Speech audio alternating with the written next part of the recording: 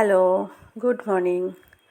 সকলকে সকালের শুভেচ্ছা। এই ভিডিওটিতে আমরা দুটো জিনিস দেখতে পাচ্ছি।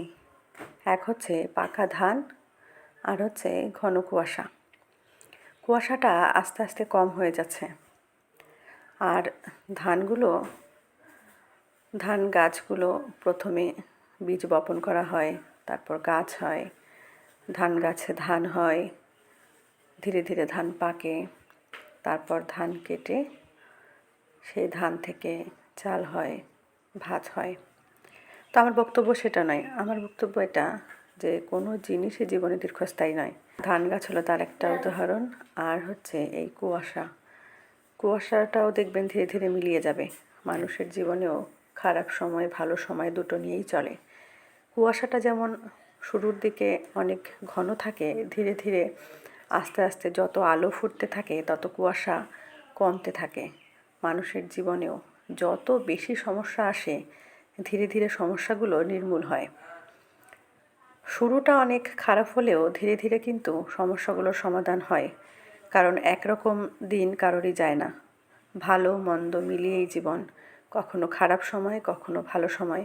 জীবনে যত খারাপ সময় আসবে মনে করবেন ভালো সময় আগত, কারণ খারাপ সময়ে ঈশ্বর পরীক্ষা নেন যে মানুষ কতটা ধৈর্যশীল, ধৈর্য নিয়ে কতটা সমস্যার সমাধান করতে পারে বা সমস্যাটিকে ফেস করতে পারে।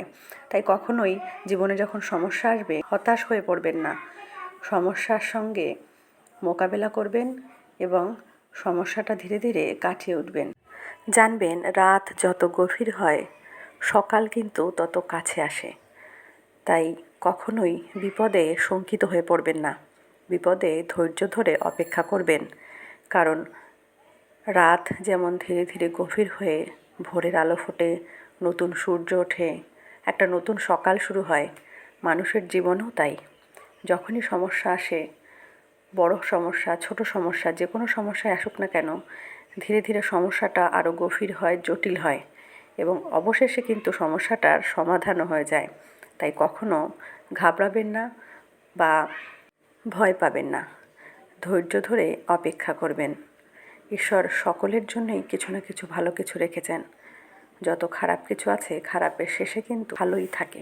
আশা করি ভিডিওটি ভালো লেগেছে। ভিডিওটি যদি ভালো লাগে অবশ্যই একটি লাইক, কমেন্ট ও শেয়ার করবেন। আর নিত্য নতুন ভিডিও পেতে আমাকে ফলো করবেন।